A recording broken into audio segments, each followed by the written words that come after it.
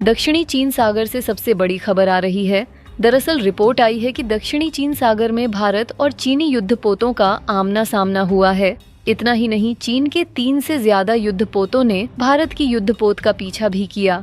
दरअसल यह पूरी घटना कुछ इस प्रकार से है कि भारतीय तटरक्षक बल यानी कि भारत के जो कोस्ट गार्ड हैं, उनका एक शिप जापान के दौरे पर गया था। वहां पर एक सद्भावना यात्रा थी जिसमें हिस्सा लिया था। वहां पर हिस्सा लेकर यह वापस लौट रहा था और क्योंकि जापान और भारत के बीच में पड़ता है दक्षिणी चीन सागर, तो वहीं से होकर यह गुजर रहा था। खासकर कि रिपोर्ट्स के अनुसार जो विवादित स्कोरबोरो शोल है, उसके पश्चिमी तट से गुजर रहा था।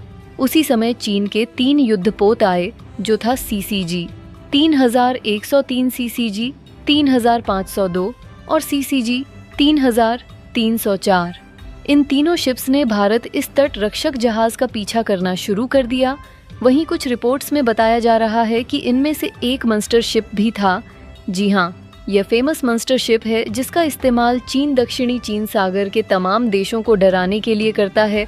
तो खैर, इन्होंने अपना यही शिप भारत के इस कोस्ट गार्ड के शिप के पीछे भेजा और इसके साथ 2 और छोटे छोटे शिप्स थे। तीनों ने काफी देर तक पीछा गया, लेकिन एक टाइम पर आकर ये तीनों शिप्स रुके और वापस मुड़ गए। और जो भारत का जो शिप था कोस्ट गार्ड का, वह भी भारत की तरफ आ चला। यानी कि देखा जाए तो कोई कन्फ्रे नहीं हुआ। पीछा जरूर किया गया, लेकिन उसके आगे कोई कार्यवाही नहीं हुई। लेकिन रिपोर्ट्स में यह भी बताया गया है कि यह शिप भारतीय जहाज के काफी करीब भी पहुंच गए थे। यानी कि कुछ देर और यह पीछा करते तो दोनों शिप का आमना सामना होना निश्चित था और उसके बाद होता संग्राम। तो खैर, फिलहाल वो टल गया। लेकिन सवाल ये है कि यह भारत के पीछे क्यों पड़े? तो रिपोर्ट्स में बताया गया है कि स्पेशली भारत के पीछे नहीं पड़े। दरअसल दक्षिणी चीन सागर का जो यह खास इलाका है ना, जिसे कहा जाता है स्कारबोरो शोल, ये फिलीपींस का है, लेकिन चीन कहता है कि ये उसका है।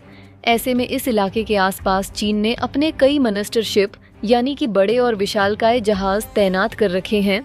फिलीपींस को डराने के लिए कई बार ये फिलीपींस के कई सारे शिप को डैमेज भी कर चुके हैं, उन्हें पलटने की कोशिश करी है।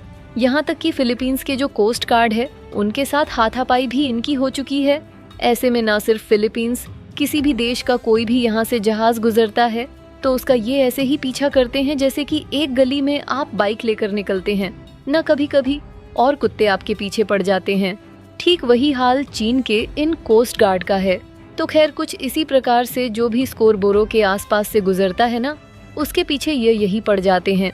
काफी देर तक पीछा करते हैं, डराने की कोशिश करते हैं, फिर वापस लौट जाते हैं।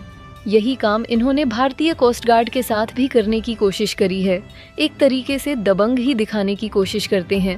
स्कारबोरो के आसपास दक्षिणी चीन सागर पर यह दिखाने की कोशिश करते हैं कि चीन का दबदबा है और ये दबदबा कैसा है। ठीक वैसा ही जैसा कि गली में जब कुत्ते आपके पीछे भागते हैं न, जब आप चलते रहते हो तो वह डराते हैं, आपको भौंकते हैं, लेकिन जब आप बाइक रोककर खड़े हो जाते हो न, सारे कुत्ते भाग जाते हैं। यही हाल चीन के कोस्ट गार्ड का भी है। ये सिर्फ गीदड़ भभकी देते हैं, भोंकते हैं, इससे ज्यादा इनके बस की कुछ नहीं है।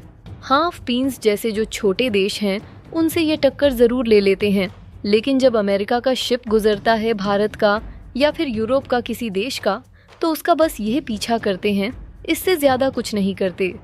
ऐसे में क्या भारत को इसे सीरियसली लेना चाहिए? तो नहीं, लेकिन इसका जवाब हमें थोड़ा सा जरूर देना चाहिए, वरना इनकी यह हैबिट बन जाएगी।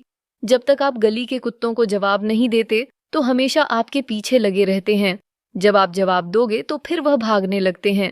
इसीलिए हमें 1-2 बार अपना जंगी बेड़ा साल में इस इलाके से गुजार देना चाहिए।